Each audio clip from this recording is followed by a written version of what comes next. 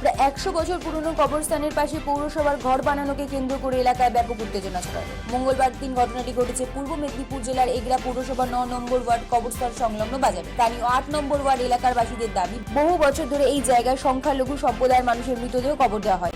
এই কবরস্থানের পাশে এগরা পৌরসভার উদ্যোগে একটি মার্কেট কমপ্লেক্স বানানোর উদ্যোগ নেওয়া হয়েছে। এলাকার মানুষের অভিযোগ, কবরস্থানের প্রাচীরের গায়ে মার্কেট কমপ্লেক্স তৈরি হচ্ছে।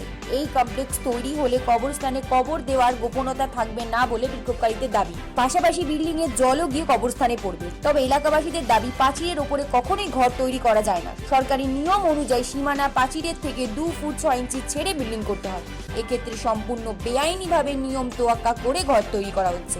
এদিন দুপুরে এই জায়গার পরিদর্শন করতে গেলে স্থানীয় ক্ষুব্ধ জনসাধারণ ওই বিল্ডিং তৈরি ঠিকাদার তথা কংগ্রেস নেতা সাধন উৎসানি ও এগরা পৌরসভার পৌর প্রধান স্বপন নায়ক এবং এক্সিকিউটিভ অফিসার শঙ্কর মাইতিকে ঘিরে বিক্ষোভ দেখান। দফায় দফায় উত্তেজনা সৃষ্টি হলে কাজ বন্ধ করে দেয় ঠিকাদাররা। অবশেষে পরিস্থিতি বেধিক দেখলে এগরা পৌরসভার পৌর প্রধান ও এক্সিকিউটিভ অফিসার স্থান পরিত্যাগ করেন। কিন্তু এই প্রসঙ্গে এগরা পৌরসভার পৌর প্রধান স্বপন নায়ক জানান, কিছু লোকের মদকে এইসব হয়েছে। পৌর প্রধান হিসাবে আমি কোনো নোংরামি বদমাশি করব না।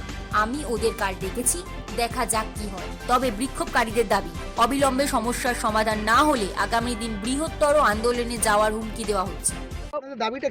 আমাদের দাবি, কবরস্থানে এখানে সাধনকে ঘর করতে দিব না। আর স্বপন নায়ক এসে বলছে যে এখানে ঘর করবে।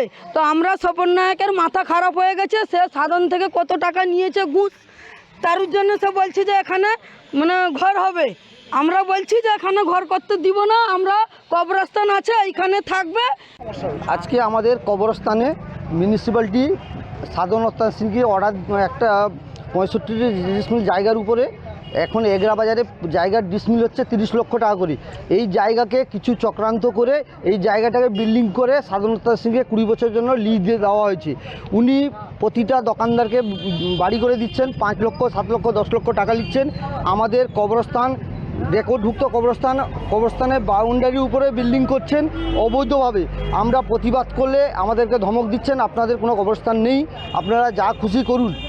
ইও সাহেব এসেছিলেন, চেয়ারম্যান ছিলেন, ইও সাহেবকে বললে ইও সাহেব বলছে চেয়ারম্যানের বয়স হয়ে গেছে, উনি কখন কি বলছেন ওনার কোনো ঠিক নেই। আপনারা কি চাইছেন? আমরা চাইছি আমাদের কবরস্থানে যে পাঁচিলের উপরে আমরা অবৈধভাবে বিল্ডিং করতে দিব না। বলার কাছে কিছু নেই, ওটা 9 নম্বর ওয়ার্ডের জায়গা। আজকে এখানে এসে হুজ্জুতি করছে 8 নম্বর ওয়ার্ডের লোক, এবং আমাদেরই একজন আছেন তার সঙ্গে নেতৃত্ব দিচ্ছেন। ব্যাপারটা হচ্ছে, এটা আমি যখন 9 থেকে 14 সালে পর্যন্ত চেয়ারম্যান ছিলাম, তখন এই জায়গাটা হচ্ছে 1 একর 39, তারপরে 12 ডিসমিল আমরা পিএইচির কাছ থেকে পেয়েছিলাম, যেহেতু ওভারহেড রিজার্ভার এবং পাম্প হাউস ওইখানে একটা ছিল।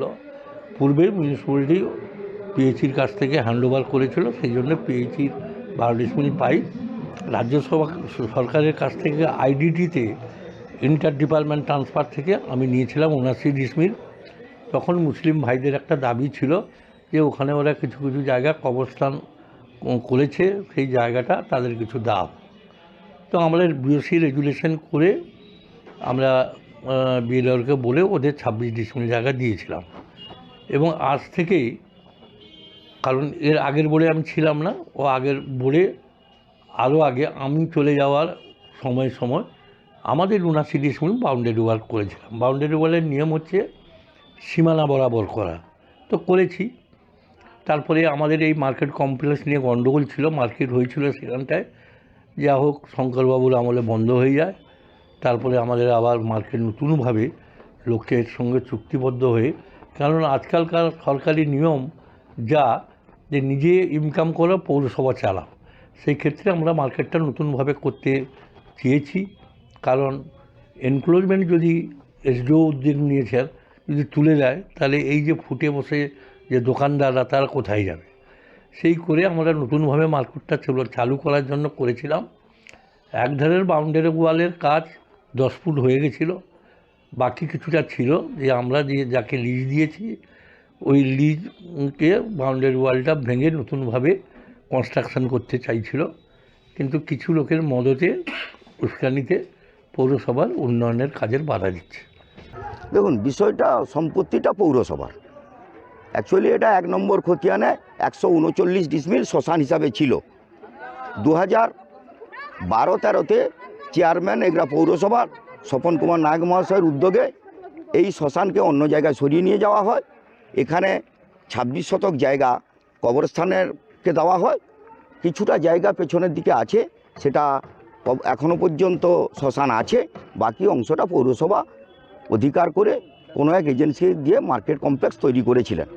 এসডিও সাহেব এখানে মার্কেটও বসিয়েছিলেন, কিন্তু কোনো কারণে দুর্ভাগ্যজনকভাবে এই মার্কেট তখন প্রতিষ্ঠা লাভ করেনি। পরবর্তীকালে চেয়ারম্যান সাহেব একটি পত্রিকায় অ্যাডভার্টাইজমেন্ট করেন যে এই মার্কেটটা রিকনস্ট্রাকশন এবং লিজ দেওয়া হবে।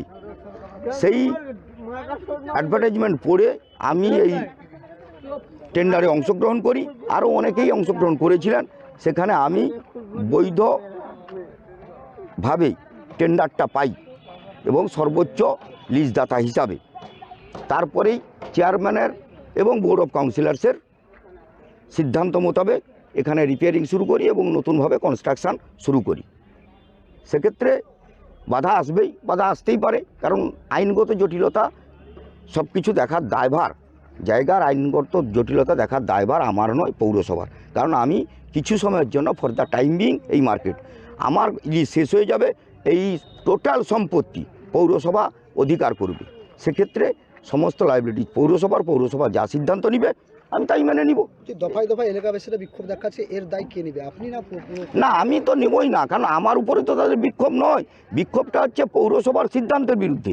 পৌরসভা যে সিদ্ধান্ত নিয়েছে, বৈধ কি অবৈধ, ল্যান্ড সংক্রান্ত কোনো জটিলতা আছে কি না, এটা পৌরসভা বলবে, আমি বলতে পারি না।